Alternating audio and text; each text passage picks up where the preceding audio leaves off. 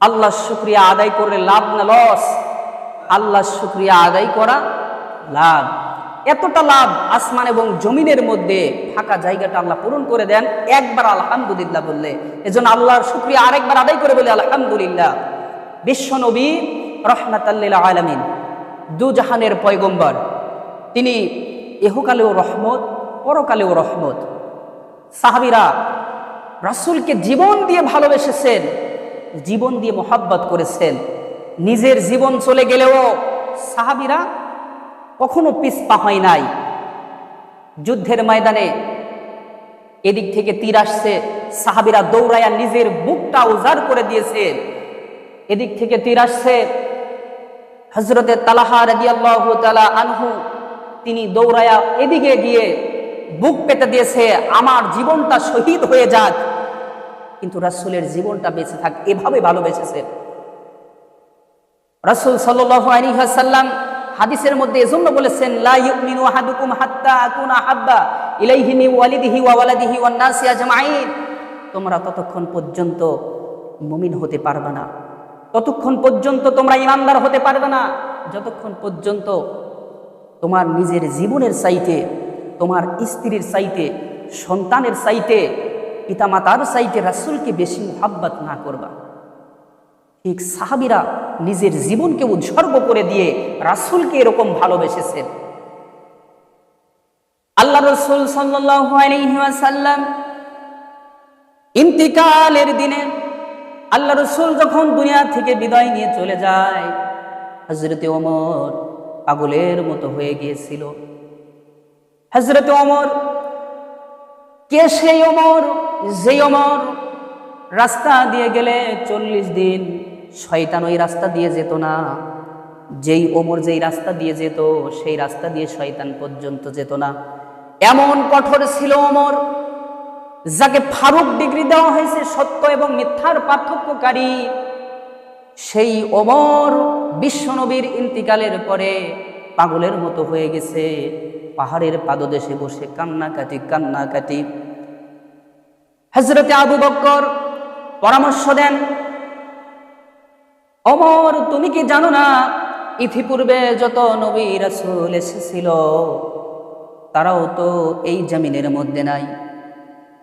আল্লাহ সুবহানাহু ওয়া তাআলার হুকুম কি তুমি মানো না? বিশ্ব নবী চলে গেছেন, বিশ্ব নবী চলে গেছেন, এর জন্য আমাদের বেশি শোক পালন করা যাবে না। আল্লাহর বিধানকে আমাদের মেনে নিতে হবে। 2 দিন 3 দিন পর বিশ্ব নবীর জানাজা। কে জানাজা করবে? হাদিস থেকে জানা যায় বিশ্ব নবীর জানাজা করেছেন দলে দলে, এককভাবে জানাজা হয়নি। বিশ্ব নবীর জানাজা দলে দলে দোয়া করেছে। আবু বকর তিনিও নরমাল হয়ে গেছে, বিশ্ব নবীকে ছাড়া আমরা এক ওয়াক্ত নামাজ আমরা পড়তাম না, এক ওয়াক্ত সালাতের ইমামতি আমরা করতাম না। বেলালের দিকে তাকান, বেলাল রাসূল সাল্লাল্লাহু আলাইহি ওয়াসাল্লামের ওফাতের পরে বেলাল স্থান ত্যাগ করে দেশ ছেড়ে চলে গেলেন। যেই মদিনার মধ্যে রাসূল নাই, যেই মসজিদের মধ্যে নবী নাই, এই মসজিদের মধ্যে আমি বেলাল থাকতে পারবো না। রাসূল যেদিন ইন্তিকাল করেন সেদিন থেকে বেলাল আর কোনোদিন মদিনার মসজিদে আজান দেয় নাই। চলে গেছেন দেশ ছেড়ে। রাসূলের এত মহব্বত করেছে, সাহাবীরা এতটা মহব্বত করেছেন, এতটা ভালোবেসেছেন, যেখানে রাসূল নাই সেখানে আমরা থাকতে পারবো না। আমার ভাইয়েরা এতটা দিল দিয়ে, অন্তর দিয়ে ভালোবেসেছেন। সাহাবীরা যখন ক্ষুধার্ত হতো বিশ্ব নবীর চেহারার দিকে তাকালে সাহাবীদের ক্ষুধাগুলো নিবারণ হয়ে যেত। সুবহানাল্লাহ। আমার ভাইয়েরা, বেলাল চলে গেল, আবু বকর খেলাফতের দায়িত্ব পেলেন। ইমামতির মুসাল্লায় তিনি নামাজে দাঁড়ায়া কান্নাকাটি করতেন। এমনকি যেদিন বিশ্ব নবী বিদায় নেবেন, আম্মাজান আয়েশা রাদিয়াল্লাহু তাআলা আনহার উরুতে বিশ্ব নবী একবার হুঁশ আর একবার বেহুশ। আল্লাহর নবী বলেন, পানের বিবি আয়েশা রে, এই মুহূর্তে মসজিদে নববীতে কি হচ্ছে? আয়েশা রাদিয়াল্লাহু তাআলা আনহা বলতেছেন, নামাজের ওয়াক্ত হয়ে গেছে, কিন্তু আপনি নবী নাই, এজন্য ইমাম কাকে নিযুক্ত করবে? সাহাবীরা সাহস পাচ্ছে না, সাহাবীরা সাহস পাচ্ছে না, কে নামাজের ইমামতি করবে? সাহাবীরা কাঁদতেছে। যখন নামাজের সময় হয়ে গেছে, বিশ্ব নবী রাহমাতাল লিল আলামিন একবার হুঁশ আর একবার বেহুশ, এই অবস্থায় দেখেন আবু বকরের ইমামতিতে দাঁড়ায় গেছে। সাহাবীরা হাউমাউ করে কাঁদতেছেন, যেহেতু বিশ্ব নবীর ইক্তেদার জায়গায়, ইমামতির জায়গায় আজকে আবু বকর দাঁড়ায় গেছে, তার মানে আমরা আর বিশ্ব নবীর পিছনে আমরা ইক্তেদা করতে পারবো না। এরকম কান্নাকাটি করেছে, চোখের পানি ছেড়ে দিয়েছে। আম্মা জান আয়েশা রাদিয়াল্লাহু তাআলা আম্মা জান আয়েশা রাদিয়াল্লাহু তাআলা আনহা বলতেছেন, ইয়া রাসূলুল্লাহ, ইয়া হাবিবাল্লাহ, নবী গো, আপনি কেন চোখের পানি ছেড়ে দিলেন? আল্লাহর রাসূল বললেন, পানের বিবি আয়েশা রে, আজকে আমার চোখের পানি এটা দুঃখের কোনো পানি নয়, আমার চোখের যেই পানি তুমি দেখতে পাচ্ছ এটা হলো সুখের পানি। যেই নামাজের জন্য আন্দোলন করেছি, যেই নামাজের জন্য আমি 57টি যুদ্ধে আমি সেনাপতি হয়েছি, 27টা যুদ্ধের ডাইরেক্ট সেনাপতি হয়েছি, আর যেই নামাজের জন্য, দিন প্রতিষ্ঠার জন্য তায়েফের ময়দানে মার খেয়েছি, যেই নামাজের জন্য, দিনের জন্য আমি উহুদের ময়দানে আমার দন্দন মুবারক শহীদ হয়েছে, যেই নামাজের জন্য তালহা এইরকম অসংখ্য সাহাবী জীবন দিয়েছে, তীর খেয়েছে, তবুও পিছপা হয় নাই, আমি ওই নামাজের দৃশ্যটা দেখার পরে আমার চোখ দিয়ে পানি ছেড়ে দিয়েছি। পানের বিবি আয়েশা রে, এই নামাজের জন্যই তো আমি জীবন দিয়েছি, সাহাবীরা জীবন দিয়েছে, আমি আজকে সুখের জন্য আমার চোখের পানিটা ছেড়ে দিয়েছি। জোরে বলুন সুবহানাল্লাহ। আমার ভাইয়েরা, সেই নবীর মধ্যে এত ধরনের গুণ ছিল, আজকে আমাদের মধ্যে সেই গুণগুলো নাই। বিশ্ব নবীর মধ্যে 15টা গুণ ছিল। কয়টা গুণ বলেন তো? 15টা গুণ ছিল। বিশ্ব নবীর 1 নাম্বার গুণ ছিল হলো সততা।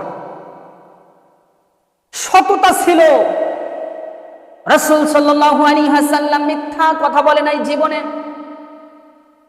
আল্লাহর রাসূল সাল্লাল্লাহু আলাইহি ওয়াসাল্লামের ভিতরে সততা ছিল। 15টি গুণের কথা আমি বলবো। 1 নাম্বার গুণ হলো সততা ছিল বিশ্ব নবীর মধ্যে। আজকে উম্মতের মধ্যে সততা আছে বলেন তো? আজকে আপনি তাকায় দেখেন, রূপপুর পারমাণবিক বিদ্যুৎ কেন্দ্রে যেখানে 69,000 কোটি টাকা লুটপাট, এরকম সততা আজকে উম্মতের মধ্যে। আজকে সততা বিলীন হয়ে যাচ্ছে, আজকে সততা নাই। আজকে মানুষ মিথ্যার মধ্যে হাবুডুবু খাচ্ছে। ইযা হাদ্দাসা কাযাবা। আল্লাহর রাসূল বলেছেন মুনাফিকের আলামত কয়টা? 3টা। 1 নাম্বার হলো যখন কথা বলে মিথ্যা বলে। আজকে সততা নাই, মিথ্যা বলে, ফোনে মিথ্যা কথা বলে, আজকে এই জায়গায় মিথ্যা বলে, সে জায়গায় মিথ্যা বলে। মিথ্যা আছে না নাই? 100টা কথা বললে 98টাই মিথ্যা বলে। সততা নাই। বিশ্ব নবীর মধ্যে এমন সততা ছিল, বিশ্ব নবীর মধ্যে এমন সততা ছিল, জীবনে কোনোদিন মিথ্যা কথা বলে নাই, জীবনে কখনো তিনি একটি কথাও মিথ্যা বলে নাই। আর আমরা উম্মতেরা আজকে মিথ্যা বলতে বলতে, সত্যটা বলতেই আমরা অভ্যস্ত নন। আজকে আমরা অভ্যাস ছেড়ে দিয়েছি। এজন্য রাসূল সাল্লাল্লাহু আলাইহি ওয়াসাল্লামের মধ্যে সততা ছিল, ন্যায় বিচার ছিল। আজকে দেখেন আমাদের মধ্যে সততা নাই, সততা বিলীন হয়ে যাচ্ছে। এজন্য রাসূলের 1 নাম্বার গুণ ছিল হলো সততা। আল্লাহ রাব্বুল আলামিন এজন্য বলেছেন, ওয়াকুনু মা'আস সাদিকিন। আল্লাহু আকবার। আর একটু জোরে বলুন আল্লাহু আকবার। আল্লাহ রাব্বুল আলামিন বললেন, বান্দা তোমরা যদি রাসূলের গুণ যদি অর্জন করতে পারো, ওয়াকুনু মা'আস সাদিকিন, যদি তোমরা সাদিকিনদের অন্তর্ভুক্ত হতে পারো, সত্যবাদীদের অন্তর্ভুক্ত হতে পারো, তাহলে তোমাদের জন্য জান্নাতের পথ সুগম হয়ে যাবে। সুবহানাল্লাহ। রাসূলের গুণ ছিল হলো সততা, মিথ্যা কথা জীবনেও বলেনি। আজকে দেখেন বিভিন্ন জায়গায় তাকায় দেখেন খালি মিথ্যা মিথ্যা মিথ্যা। এজন্য আমার ভাইরা যারা এখানে আছেন, মিথ্যা কথা আমরা ছেড়ে দিব, মিথ্যা কথা কোনোদিন বলবো না। এতে করে আমাদের পারিবারিক আল্লাহ তাআলা রহমত দিবেন, শান্তি দিবেন, বরকত দিবেন, আমাদের অভাব অনটন কোনোদিন হবে না। রাসূলের মধ্যে দ্বিতীয় নাম্বার গুণ ছিল হলো আমানতদারিতা। আমানত এমন একটি বস্তু, মসজিদের ক্যাশিয়ার, মসজিদের সভাপতি আজকে দেখেন কি করে, 1 লক্ষ টাকা ক্যাশিয়ারের কাছে দেওয়া হয়েছে, ক্যাশিয়ার নিয়ে নিজের মতো খরচ করছে।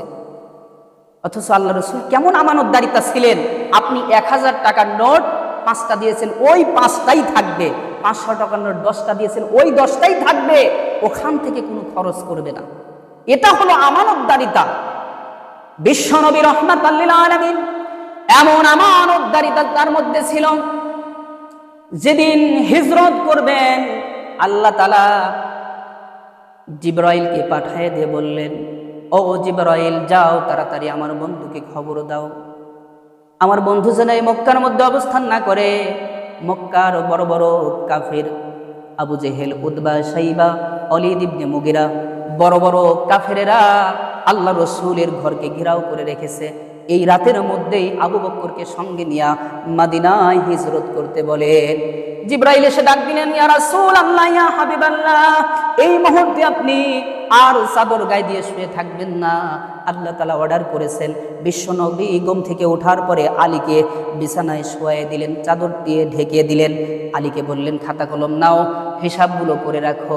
যেই আবু জেহেল, উতবা, শাইবা, ওয়ালিদ ইবনে মুগিরা আমাকে আলামিন ডিগ্রি দিয়েছিল, বিশ্ব ব্যাংক মনে করেছিল, আমানতদারিতা মনে করেছিল, তাদের অর্থগুলো আমার এই ঘরের মধ্যে, এই যে দেখা যায় এই অর্থগুলো কাফেরদের কাছে সকাল হলে পৌঁছায় দিও। দেখেন আজকে আল্লাহ রাসূল এমন আমানতদারিতা ছিলেন, বললেন যেই সকল কাফেরেরা আমাকে মারার জন্য প্রস্তুত নিয়েছে আর তাদের সম্পদগুলো এইখানে আছে, আলী সকালবেলা তাদের প্রত্যেকের প্রাপ্য প্রত্যেকের কাছে ফেরাই দিও। জোরে বলুন সুবহানাল্লাহ। তাহলে দেখেন এমন আমানতদারিতা। আর বর্তমান আমার দেশে কত নেতা, কত চামচা, তাকায় দেখেন প্রধানমন্ত্রীর যে ঘরের কাজ করে, তার নাকি 400 কোটি টাকার মালিক। এত টাকার মালিক চিন্তা করছেন? একজন প্রধানমন্ত্রীর ঘরের যে কাজ করে তার যদি 400 কোটি টাকার মালিক হয়, আজকে নেতাদের পরিস্থিতি দেখেন। আজকে বেগম পাড়ায় তাদের বাড়ি, আজকে তাদের দেখেন আমেরিকায় বাড়ি, আজকে ছেলেকে আমেরিকার প্রবাসী বানিয়েছে, ওখানে নাগরিকত্ব দিয়েছে।